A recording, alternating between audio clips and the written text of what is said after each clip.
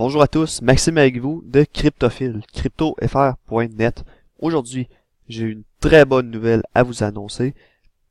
Ça s'adresse à ceux qui auraient perdu leur clé privée EOS lors du swap. Donc, lorsque le token était sur Ethereum, avant le lancement officiel de la chaîne et le réseau EOS Mainnet. J'ai décidé de faire cette vidéo-là parce que quelqu'un m'a contacté et je me dis qu'il n'est clairement pas le seul dans cette situation-là. Donc, j'ai décidé d'aider de façon large. Donc, cette personne-là a perdu l'accès à sa clé privée EOS. Et, maintenant, il y a actuellement une solution qui est en développement.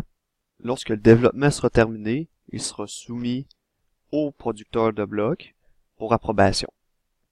Lorsqu'il y aura 15 producteurs de blocs sur 21 qui approuve la dite solution, eh bien, ça sera effectif à ce moment-là.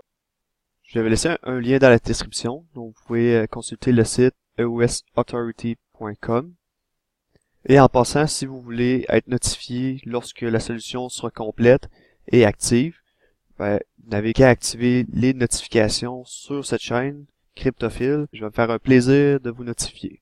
Tout d'abord, pour être éligible à cette technique-là, pour avoir détenu nos jetons EOS sur la blockchain Ethereum avant le 1er juin.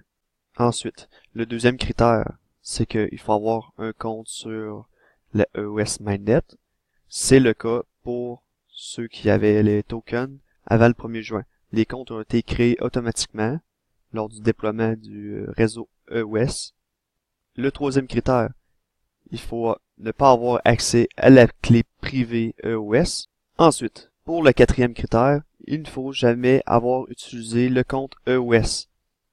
Si vous avez perdu la clé, c'est normal que vous n'avez jamais utilisé. Mais si quelqu'un a trouvé cette clé, vous n'êtes pas éligible à cette méthode de recouvrement-là.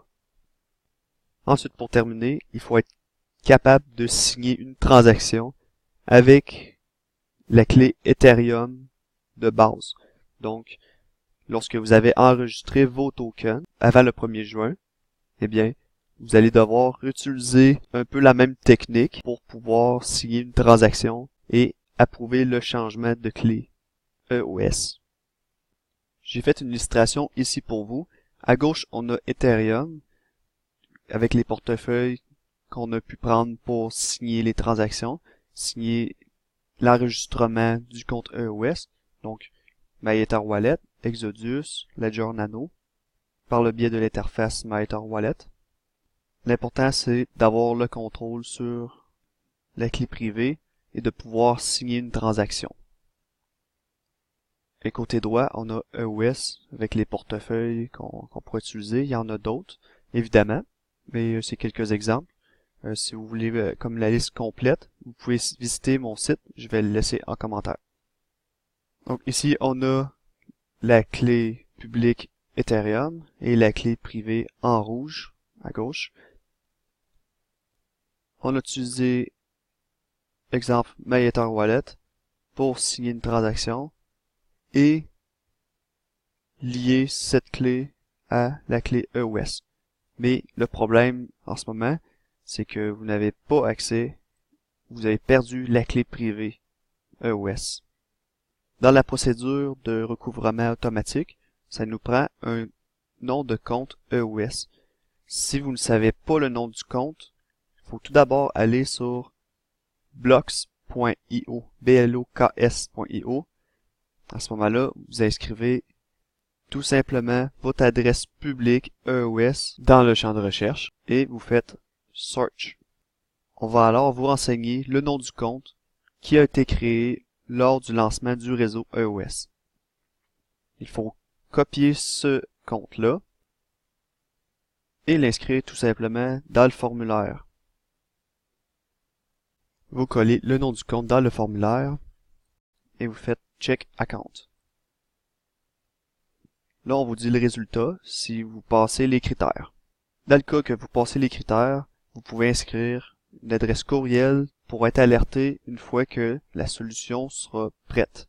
Je vous rappelle que vous devez être en mesure de signer une transaction sur la blockchain Ethereum pour pouvoir faire le changement de clé EOS. Donc, ça peut être sur une clé Ledger, Trésor, il n'y a pas de problème. Si vous avez carrément la clé privée Ethereum, il n'y a pas de problème non plus. Vous pouvez émettre la transaction. Si vous avez des questions, n'hésitez pas à les poser en commentaire, ça va me faire un plaisir de vous répondre.